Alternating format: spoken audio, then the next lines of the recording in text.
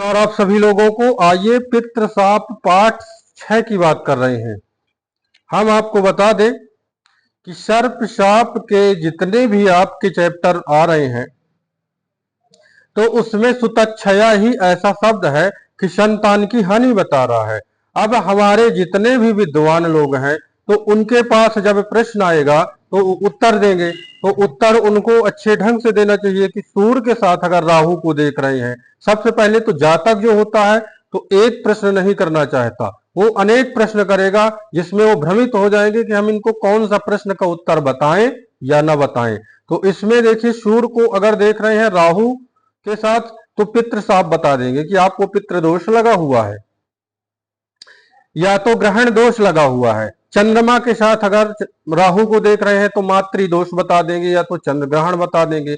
मंगल के साथ देख लेंगे बहुत विद्वान लोग तो भ्रातृ दोष बता देंगे। तो हमारे कहने का मतलब ये है कि पितृ साप एक ऐसा शब्द है कि जिसको लोग सुनने से भी जो है ना कतराते हैं, इतना डरते हैं लोग कि कैरियर होगा, विवाह होगा, आपके लाभ होगा या लाभ ना होगा, व्यापार में हानि हो रही है तो व्यापार में उतार चढ़ाव तो लगा रहता है। अब अगर आप मान लीजिए आपके घर में लड़ाई झगड़ा हो रहा है तो पितृ दोष बता देंगे। तो हमारे कहने का मतलब ये है कि हमारे विद्वान जन इतने इस पत्रिका के बारे में विद्वान है कि वो लोग आपको बताने में सक्षम है, ऐसा नहीं है, लेकिन उनको सबसे पहले प्रश्न पकड़ना चाहिए और फिर विषय के ऊपर टारगेट करना चाहिए तो उत्तर आपको तुरंत मिल जाएगा। अगर ये दो चीजों में वो पीछे हो गए, ज्योतिष के सारे सिद्धांत नहीं लगा रहे हैं तो नहीं बता पाएंगे। अब आइए हम आपको बता दें कि इस प्रकरण को जो है हम कैसे समझेंगे पत्रिका में।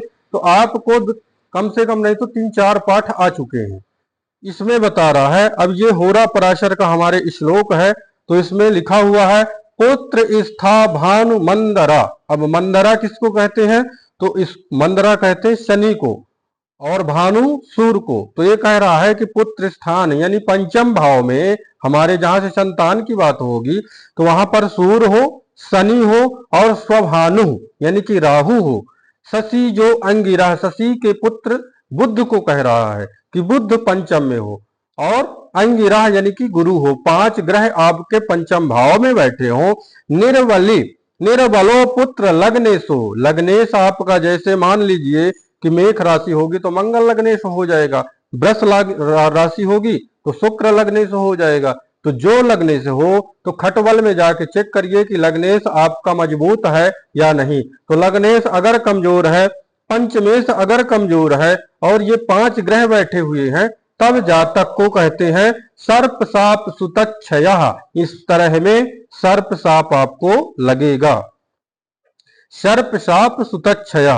इस प्रकार की अगर आपके पत्रिका में योग बन रहे हैं तो ये समझना चाहिए कि सर्प शाप है और इसका उपाय क्या है, तो ये उपाय भी बताएंगे। अब इस दूसरे श्लोक में बता रहा है कि लग्ने से राहु संयुक्त। अब एक चीज बता रहे हैं, मैं 12 खानों की आपके सामने पत्रिका थोड़ी बना लूं तो इसमें लिखा है लग्ने से। अब लग्नेश के साथ राहु युति हो जाए, पुत्रे से भौम संयुक्त, और पुत्रेश कौन हो जाए आपका मंगल हो जाए, मंगल पुत्रेश हो जाए यानी कि मेष राशि और या तो वृश्चिक राशि हमारे पंचम में हो, तब बता रहा है कि पुत्रेश मंगल हो जाएगा। तो पुत्रे से भौम संयुक्त, ठीक, कार के राहु संयुक्त सर्प साप सुतच्छया। राहु की ही बात आ रही है कि कारक जो है गुरु के साथ राहु हो जाए तब जातक को सर्प साप बताना चाहिए।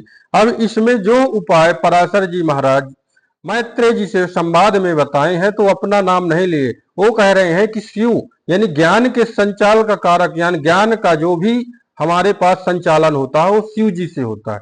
तो शिव जी माता पार्वती जी से बता रहे हैं कि इसका जो उपाय हो तो करना चाहिए तो काम होगा। तो जो उपाय बताए होंगे तो आपको भी हम अगले पाठ में उपाय जरूर बताएंगे और इसमें आपको देंगे। तो इसीलिए आपसे कह रहे हैं कि आप इसको क्रम से पाठ को पढ़िए या तो क्रम से देखिए। अपनी पत्रिका स्वयं आप जो है सॉफ्टवेयर में डेट ऑफ बर्थ नाम समय डाल के चेक कर सकते हैं कि क्या इसी प्रकार का योग है जैसे होरा पराशर के श्लोकों में बताया गया है। तो आप समझ जाएंगे कि हमारे पत्रिका में पितृदोष है तो संतान के नुकसान का है। तो कहीं भी जाएंगे तो आप चर्चा पे आएंगे कि ये संतान की ही बात होगी, अन्यथा कोई भी शब्दों में व्याख्या नहीं है कि विवाह के लिए नुकसान करेगा, कि घर नहीं बनेगा तो पितृदोष बताया जाएगा। कोई ऐसे शब्दों का प्रयोग नहीं किया गया।